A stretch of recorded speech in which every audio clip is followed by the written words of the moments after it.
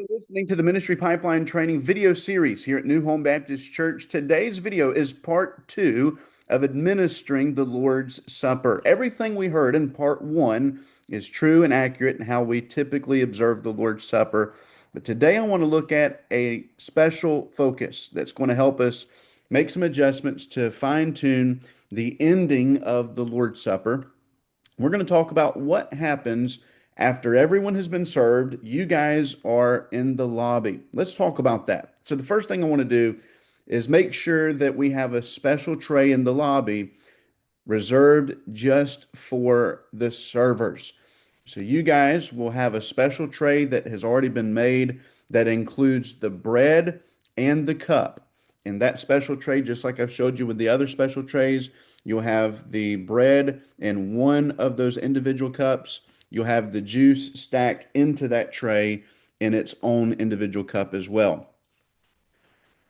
Whenever you guys are gathered in the lobby, you're going to take the bread trays, give those to the vice chairperson. You're going to take the cup tray and gather all those trays together and give those to the chairperson of the deacon body. So you're going to take all of your trays, bread and cup, combine them, give them to two individuals, the bread to the vice chairman, the cups to the chairperson. You're going to take the special tray that I've just referred to, the special tray that includes the bread and the cup of juice. You're going to take that special tray, stack it on top of the chairperson's set of trays that includes the cups. Those two individuals, the chairperson and the vice chairperson, are going to guide you guys down the appropriate aisles when the appropriate time comes.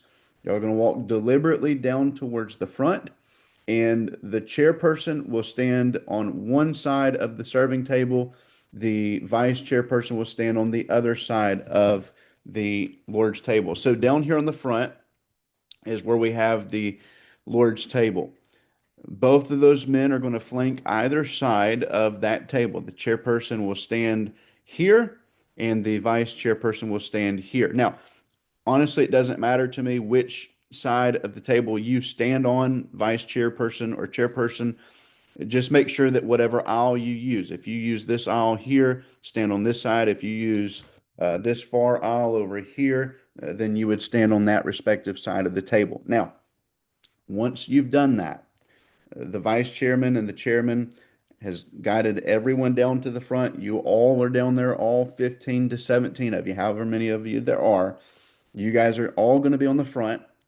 The vice chairman will hold his bread trays. The chairman will hold his cup trays.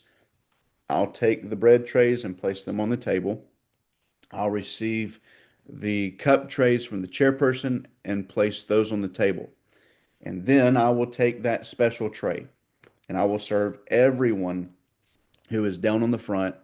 And what that's going to do is that's going to shave a few minutes for us because typically what I do is I come to all of you who have a tray.